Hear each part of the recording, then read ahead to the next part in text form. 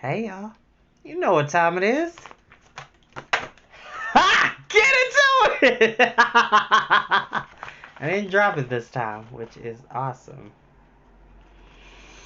I hope everybody is having a wonderful day in the life. I know y'all are probably curious as to why I don't have music playing, which I usually do. Um, just got home. As you can see, I went to the gym right after I got off of work. It has been an awesome day, y'all. Happy Friday. I'm not of the mind, and this is Reed's ginger beer. It is non-alcoholic. It is delicious. It's the extra kind because I love ginger.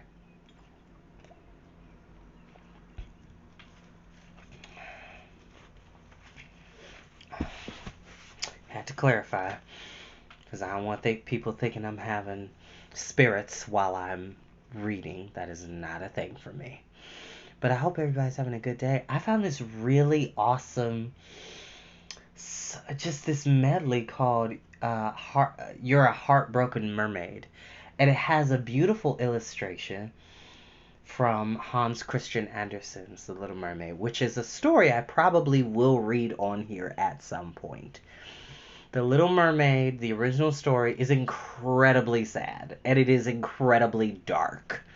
And we'll have to have a day to read that. Matter of fact, I'll have to check and see if I have that in my collection because if I don't, I'm going to have to pick that up. But without further ado, we are going to go ahead and read the rest of the Silver Chairs chapter 10. And we don't have that much left, y'all. Probably Sunday I'll do a 2-chapter read instead of one. But if you haven't noticed, I have new videos added up, at least 3 new videos of shorter stories, and my first LGBT children's book that I was able to read the other day, that is on my YouTube that I will make sure to post here after I do this video. It is a very, very heartfelt book called Prince and Knight. And I hope you all enjoy it. For those who have seen it, for those who have not, like I said, I will put that on my Facebook page later on after this video. Actually, before I even start, couple things. So, a couple people have approached me in the last few days privately, and for those who have been watching this fairly frequently, and even before Storytime with Chris was even a thing, I was working on a novel. A novel that I took the time to fictionalize my coming out experience as well as my first relationship way back in the day. And it is called My Eyes Are Only for You. It is a deeply it's a deeply heartfelt piece of work that I've taken a lot of time to soul search and work on and re-edit and hack stuff away and re-hack stuff back in, and it is going really well. The book is done. Probably going through another editing phase next month where I just take a whole month to just every night just go through each page, because that's what I did before, is that every night I would write a chapter and type it up like 5 to 6 pages and do all that. But just for those who are interested, the book does exist. It is out there. Right now I just do not have the money or means to get it published, which brings me to my next point. Excuse me. I will be starting my Kickstarter campaign probably closer to my birthday. Wanted to start it last year because prior to the pandemic, I was going to do a whole year of campaigning, see what I could do with it, get it published, get it out, and get people to finally read it. I didn't get that opportunity because obviously the pandemic had happened and is still going on, and it never got to get published in the time that I would like. With that being said, though, I am working with my friends Lindsay and Pierre, who are amazing artists. Pierre actually did this tattoo. Shout out to Pierre Nagley, because he is amazing. He is a top-notch artist, y'all. He's not just a tattoo artist. He is a painter, sculptor, sketch artist, doll maker, clothes maker, fashion mogul. He's awesome. And Lindsay is incredibly talented. She's a beautiful artist, a wonderful spirit, and I'm going to be working with them to get my cover for my book illustrated. So I'm super excited about that. And if anybody has any suggestions on resources with publishing houses that are LGBT themed friendly, I would be most grateful for that information, because the original plan was for me to self-publish, which doing my research is incredibly expensive, and with me doing the best I can with my full-time job currently, which I love my job, shout out to Elise, um, it's going to take a lot more financial support to get that done on my own. So, like I said, the manuscript is ready. It's done. It's published. I'm super excited about it. So, if any of you have any information about, like I said, LGBT-themed publishing houses, please let me know. Without further ado, we will begin with Chapter 10. Chapter 10. Travels Without the Sun. "Who's there?" shouted the three travelers. "I am the warden of the marches of Underland, and with me stand 100 Earthmen in arms," came the reply.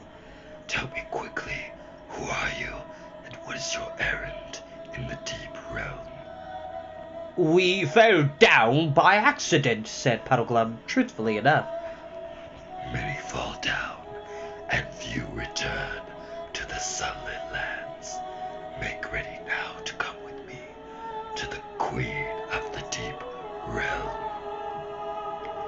"What does she want with us?" asked Eustace cautiously. "I do not know," said another. Her will is not to be questioned, but obeyed." While he said these words, there was a noise like a soft explosion, and immediately a cold light, gray with a little blue in it, flooded the cavern.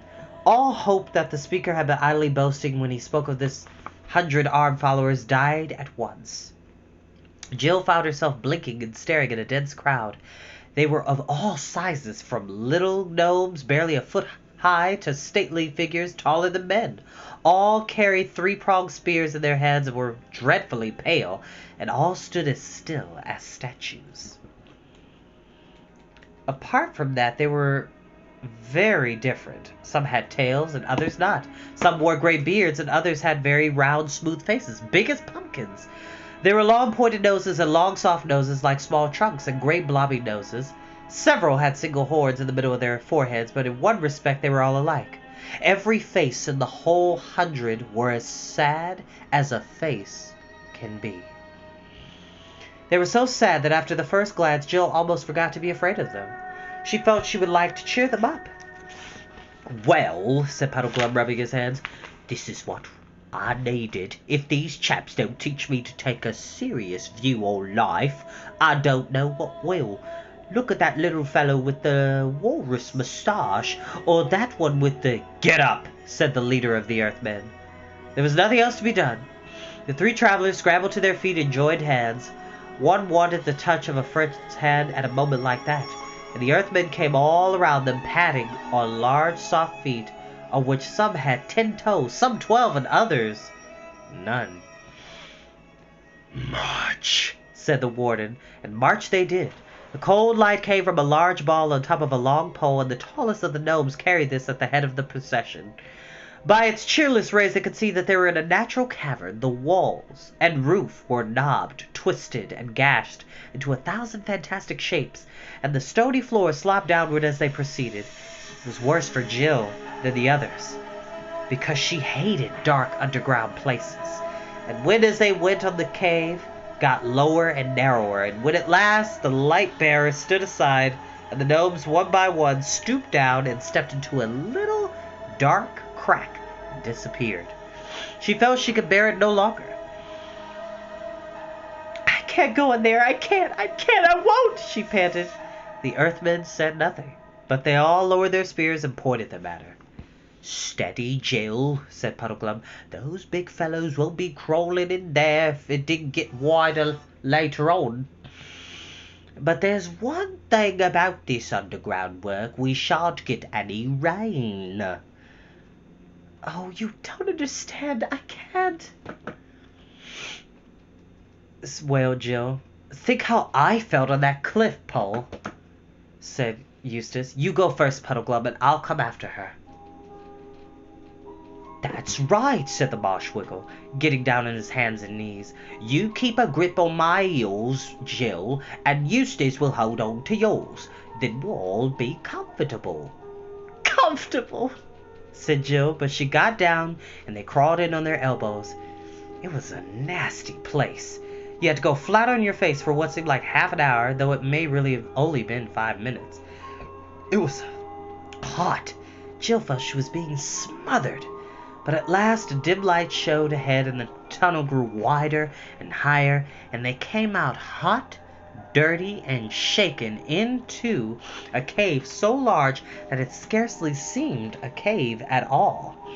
It was full of a dim, drowsy radiance, so that here they had no need of the Earthman's strange lantern. The floor was soft with some kind of moss, and out of this grew many strange shapes, branched and tall like trees, but flabby like mushrooms. They stood too far apart to make a forest, and it was more like a park. The light seemed to come both from them and the mosses, and it was not strong enough to reach the roof of the cave, which must have been a long way overhead. Across the mild, soft, sleepy place they were now made to march. It was very sad, but with a quiet sense of sadness, like soft music. Here they passed dozens of strange animals lying on the turf, either dead or asleep. Jill could not tell which. They were mostly of a dragonish or bat-like sort. Puddleglum did not know what any of them were. "Do they grow here?" Eustace asked the warden. He seemed very surprised at being spoken to, but replied, "No, they are all beasts that have found their way down by chasms and caves, out of overland into the deep realm. Many come down, and few return to the sunlit lands. It is said that they will all wake at the end of the world." His mouth shut like a box when he had said this, and in the great silence of that cave the children felt that they would not dare to speak again. The bare feet of the gnomes padding on to the moss made no sound. There was no wind, there were no birds, there was no sound of water. There was no sound of breathing from the strange beasts. When they had walked for several miles, they came to a wall of rock, and in it a low archway leading into another cavern. It was not, however, so bad as the last entrance, and Jill could go through it without bending her head. It brought them into a smaller cave, long and narrow, about the size and shape of a cathedral. And here, filling almost the whole length of it, lay an enormous man, fast asleep. He was far bigger than any of the giants, and his face was not like a giant's, but noble and beautiful. His breast rose and fell gently under the snowy beard which covered him to the waist. A pure silver light rested upon him. "Who's that?" asked Puddleglum, and it was so long since anyone had spoken that Jill wondered how he had the nerve. "That is old Father Time, who was once a king in Overland," said one of the gnomes, "and now he has sunk down into the deep realm and lies dreaming of all the things that are done in the upper world. Many sink down, and few return to the sunlit lands. They say he will wake at the end of the world." And out of that cave they passed into another, and then into another and another, and so on, till Jill lost count. But always they were going downhill, and each cave was lower than the rest, till the very thought of the weight and depth of the earth above you was suffocating. And at last they came to a place where the warden commanded his cheerless lantern to be lit again. Then they passed into a cave so wide and dark that they could see nothing of it except that right in front of them a strip of pale sand ran down into still water. And there beside a little jetty lay a ship without mast or sail, but with many oars. They were made to go on board her, led forward to the bows where there was a clear space in front of the rowers' benches and a seat running around inside the bulwarks. "One thing I'd like to know," said Puddleglum, excuse me, "is whether anyone from our world, from up top, has ever done this trip before." "Many have taken ship at the Pale Beaches," replied the warden. "And—" "Yes, I know," interrupted Puddleglum, "and we return to the sunlit lands." "You needn't say it again. You are a chap of one idea, aren't you?" The children huddled close together on each side of Puddleglum. They had thought him a wet blanket while they were still above ground, but down here he seemed the only comforting thing they had. Then the pale lantern was hung up amidships, the Earthmen sat to the oars, and the ship began to move. The lantern cast its light only a very short way. Looking ahead, they could see nothing but smooth, dark water, fading into absolute blackness. "Oh, whatever will become of us?" said Jill disparagingly.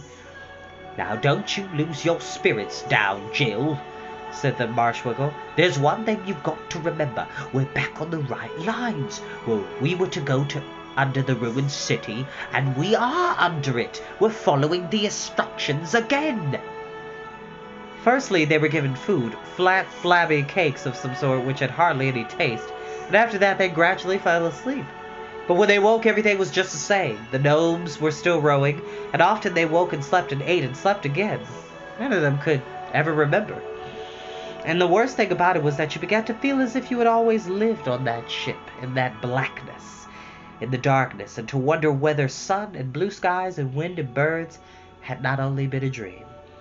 They had almost given up hoping or being afraid about anything when at last they saw lights ahead, dreary lights, like that of their own lantern. Then quite suddenly, one of these lights came close and they saw that they were passing another ship, and after that they met several ships. Then, staring till their eyes hurt, they saw that some of the lights ahead were shining on what looked like wharfs, walls, towers, and moving crowds, but still there was hardly any noise. "By Jove," said Eustace, "a city!" And soon they all saw that he was right. But it was a queer city. The lights were so few and far apart that they would hardly have done for scattered cottages in our world. But the little bits of the place which you could see by the lights were like glimpses of a great seaport. You could make out in one place a whole crowd of ships loading or unloading, in another bales of stuff and warehouses, and a third walls and pillars that suggested great palaces or temples, and always, wherever the light fell, endless crowds, hundreds of Earthmen jostling one another as they padded softly about their business in narrow streets, broad squares, or up great flights of steps. Their continued movement made a sort of soft murmuring noise as the ship grew nearer and nearer. But there was not a song or a shout or a bell or the rattle of a wheel anywhere. The city was as quiet and nearly as dark as the inside of an anthill. At last their ship was brought alongside a quay and made fast. The three travelers were taken ashore and marched up into the city. Crowds of Earthmen, no two alike, rubbed shoulders with them in the crowded streets, and the sad light fell on many sad and grotesque faces. But no one showed any interest in the strangers. Every gnome seemed to be as busy as he was sad, though Jill never found what they were so busy about. But the endless moving, shoving, hurrying, and the soft pad, pad, pad went on. At last they came to what appeared to be a great castle, though few of the windows in it were lighted. Here they were taken in and made to cross a courtyard and to climb many staircases. This brought them in the end to a great murkily lit hall. But in one corner of it, oh joy, there was an archway filled with a quite different sort of light, the honest, yellowish, warm light of such a lamp as humans use. What showed by this light inside the archways was the foot of a staircase which, upward between walls of stone, the light seemed to come from the top. Two Earthmen stood one on each side of the ark like sentries or footmen. The warden went up to these two and said, as if it were a password, "Many sink down, and few return to the sunlit lands." They had answered, as if it were their countersign. Then all three put their heads together and talked.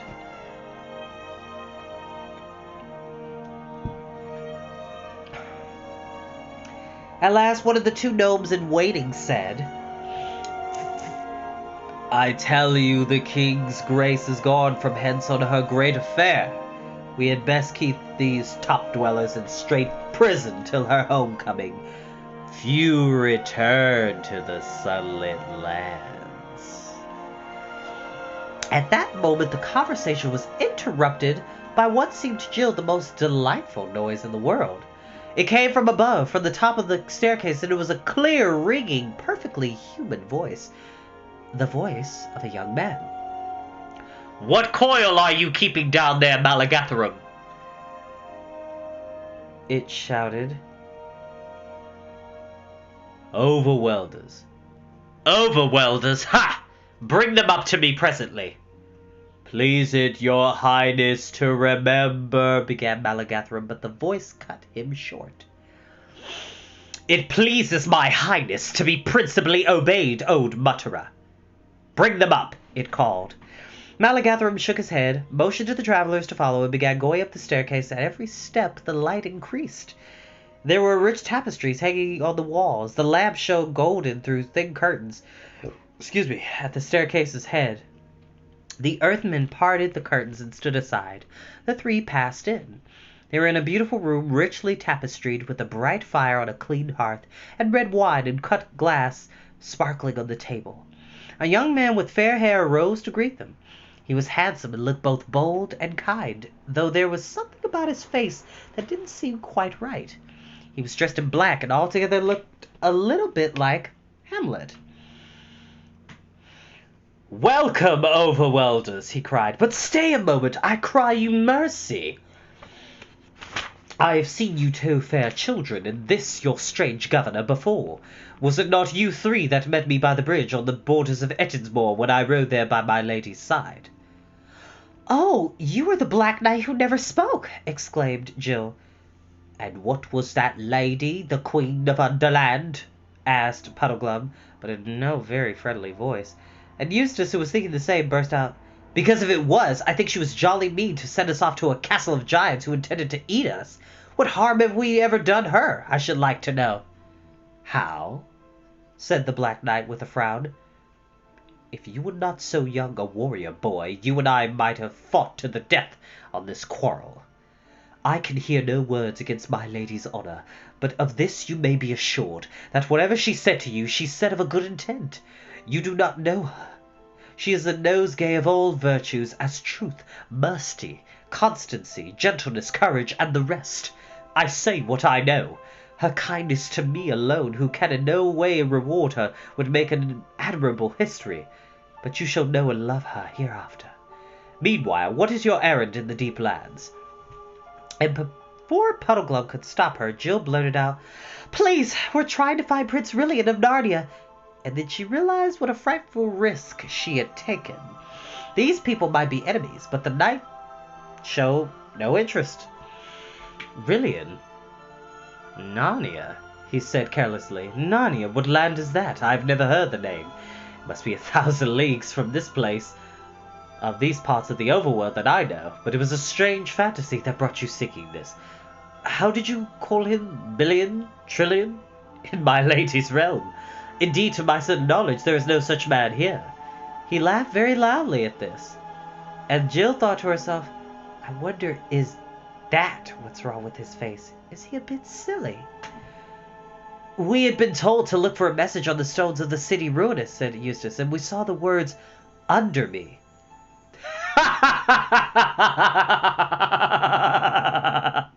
The knight laughed even more heartily than before.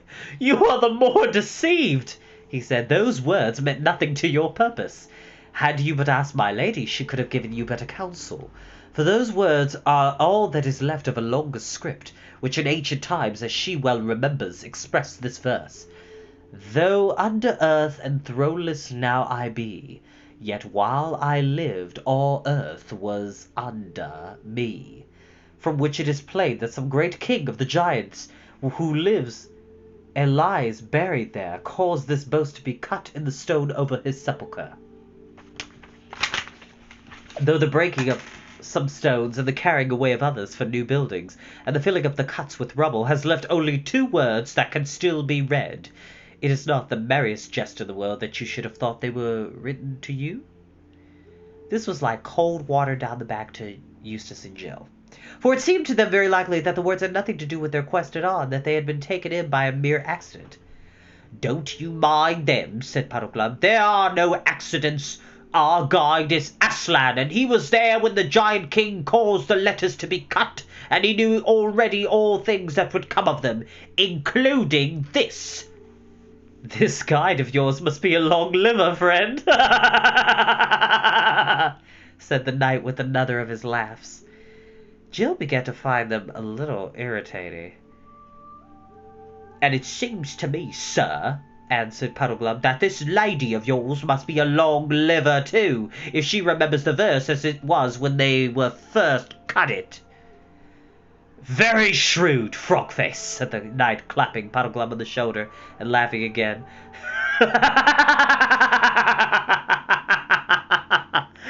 "And you have hit the truth.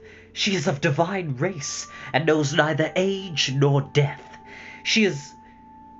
I am the more thankful to her for all her infinite bounty to such a poor mortal wretch as I. For you must know, sirs, I am a man under most strange afflictions, and none but the Queen's grace would have had patience with me." "Patience," said I. "But it goes far beyond that. She has promised me a great kingdom in Overland, and when I am king, her most gracious hand in marriage. But the tale is too long for you to hear fasting and standing. Hi there, some of you, bring wine and updwellers' food for my guests. Please you be seated, gentlemen. Little maiden, sit in this chair. You shall hear it all." And that is where we're going to end for the night, because we're going on to chapter 11, and we only have 5 chapters left. I hope you all are enjoying this. Like I said, this is my favorite Narnia book. The Horse and His Boy is a close tie. It's one of my favorite books of all time. It gets pretty dark, and it gets very mysterious. Who do you think this Black Knight really is? And who do you think this Lady of the Green Kirtle is? That's the question. I have my suspicions. I have my fan theories. But you all can talk as you like. I'll see you all next time.